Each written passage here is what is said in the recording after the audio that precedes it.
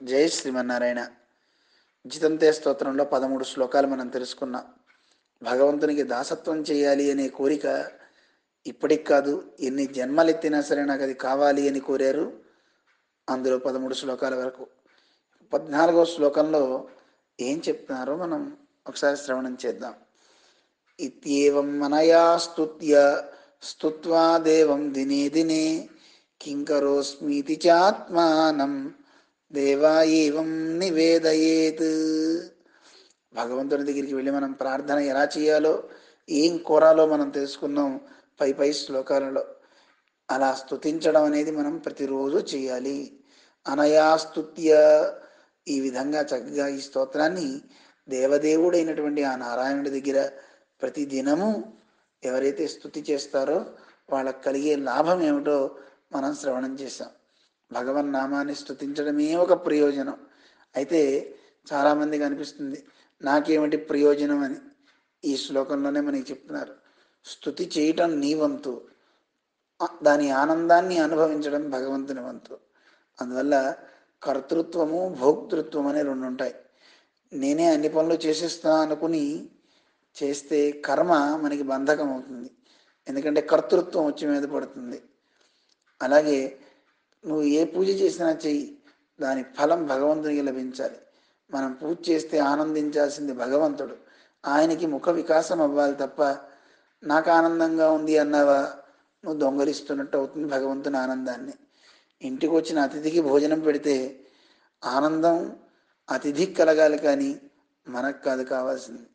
మరైతే ఏమండి, పూజ చేస్తే ఆనందం మనస్సులో వస్తుంది కదా, అప్పుడు ఎలా చెప్పుకోవాలో మన సంప్రదాయంలో చెప్తారు. నీకు ఆనందం కలుగుతుంటే నా హృదయంలో భగవంతుడు ఆనందిస్తున్నాడండి ఈ పూజ వల్ల, అబ్బా ఈ ప్రసాదాన్ని ఎంత భోగ్యంగా అరగిస్తున్నాడో భగవంతుడని ఆ భోక్తృత్వాన్ని భగవంతుని మీద పెట్టు. చేసే పనిలో కర్తృత్వాన్ని నేను చేస్తున్నానే దాన్ని కూడా భగవంతుని మీద పెట్టు, అది నీకు బంధకం కాదు. ఇదే భగవద్గీతలో మనకి స్వామి తెలియజేస్తాడు, నమాం కర్మాణి లింపంతి నమే కర్మ ఫలే స్పృహ అంటూ. నేను కర్మలు చేస్తాను, కానీ ఏ కర్మ నాకు అంటుకోదు, కారణం వాటిని అంటించుకోను అని భగవంతుడు చెప్పాడు. ఇతిమాం యోభిజానాతి కర్మభి నసబధ్యతే, ఎవరైతే ఇది తెలుసుకుంటారో వాడిని ఆ కర్మ బంధించదు అని చెప్పాడు.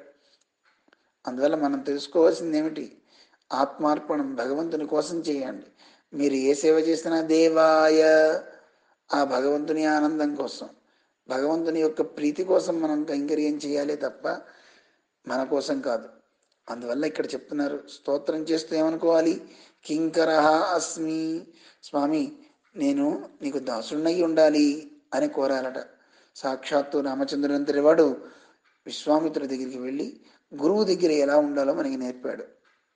కింకరౌ సముపస్థితవు అంటాడు స్వామి, మేము కింకరులం, ఆజ్ఞాపయ యథేష్టం వై అంటాడు, మాకు ఆజ్ఞాపించండి, ఏదైనా చేస్తామని చేతులు కట్టుకున్నాడు రామచంద్రుడు. దాస్యం ఎలా చేయాలో మనకి నేర్పాడు రాముడు.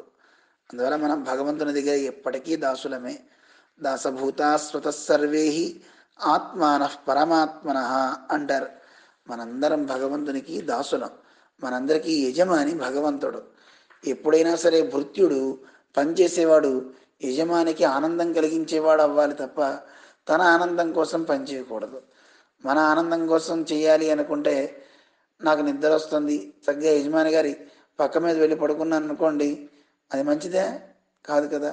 నాకు ఆకలి వేస్తుంది, యజమాని తినాల్సిన ఆహారాన్ని నేను తినేసాను అనుకోండి, మంచిది కాదు కదా. అందువల్ల దాసుడు అనేవాడు యజమానికి ఆనందాన్ని తెచ్చేవాడై ఉండాలి. అలాంటి దాసత్వం అనే గుణం నాలో నరనరాల నిండాలి తండ్రి అని భగవంతుని దగ్గర ప్రార్థన చేసే ఒక అద్భుతమైన స్తుతి జితంతే స్తోత్రం. జయం కలిగిన వాడు భగవంతుడు, మనందరినీ జయిస్తాడట తన కళ్యాణ గుణాలతో. అలాంటి ఆ భగవంతునికి మనం ఆనందాన్ని కలిగించేలా దేవా ఏవం నివేదయేత్, మన ఆత్మని ఆ స్వామి సన్నిధిలో సమర్పించి ఆయనకి ఆనందాన్ని కలిగేలాగా కైంకర్యం చేయాలి అని ఈ శ్లోకం తెలియజేస్తుంది. ఇత్యేవ మనయా స్తుత్య స్తుత్వా దేవం దినే దినే కింకరోస్మీతి చాత్మానం దేవా ఏవం నివేదయేత్. జై శ్రీమన్నారాయణ.